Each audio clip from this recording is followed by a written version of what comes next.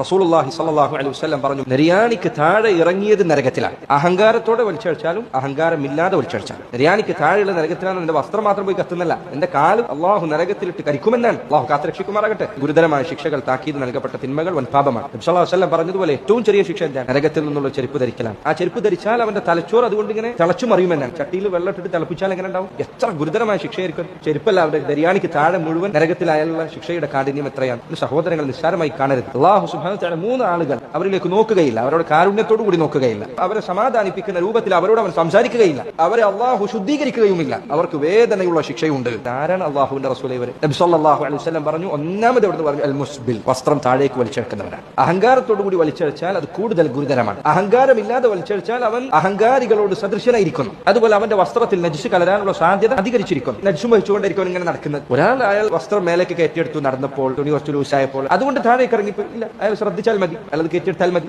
അബൂബക്കർ സദ്ദീഖ് റളിയല്ലാഹു അൻഹു അദ്ദേഹം നബി സല്ലല്ലാഹു അലൈഹി വസല്ലം അല്ലാഹുവിന്റെ റസൂൽ ചിലപ്പന്റെ വസ്ത്രം താഴേക്ക് പോകാറുണ്ട്. അവിടുന്ന് പറഞ്ഞു, അബൂബക്കർ താങ്കൾ ഒരിക്കലും അഹങ്കാരം കൊണ്ട് അങ്ങനെ വലിച്ചടക്കുന്നവരല്ലോ. പല ആളുകൾക്കും ആകെ ഈ ഹദീസ് മാത്രമേ അറിയൂ. ഒന്ന് പറഞ്ഞത് അബൂബക്കർ സിദ്ദീഖിനോടാണ്, നിന്നോടല്ല. മറ്റു സഹാബിമാർ വസ്ത്രം താഴത്തേക്ക് ഇറക്കിയത് കണ്ടപ്പോൾ നബി സല്ലല്ലാഹു അലൈഹി വസല്ലം വസ്ത്രം കയറ്റാനാണ് പറഞ്ഞത്, അഹങ്കാരം ഉണ്ടോ ഇല്ലെന്ന് ചോദിക്കలేదు. ഇബ്നു ഉമറിനോട് അങ്ങനെ തന്നെ പറഞ്ഞിട്ടുണ്ട്. നീ അബൂബക്കർ സിദ്ദീഖിനോട് സ്വയം ചേർത്തി പറയാനുള്ള എത്ര മോശം കാര്യമാണ്. ഒന്ന്. രണ്ടാമത്തെ കാര്യം, അബൂബക്കർ സിദ്ദീഖ് ഒരിക്കലും വസ്ത്രം ആദ്യം തന്നെ വലിച്ചേൽപ്പിച്ചിട്ടല്ല എടുത്തിരുന്നത്, എടുത്തതിന് ശേഷം ഇറങ്ങി പോകുന്നതാണ്. അത് രണ്ടും തമ്മിൽ വ്യത്യാസമുണ്ട്.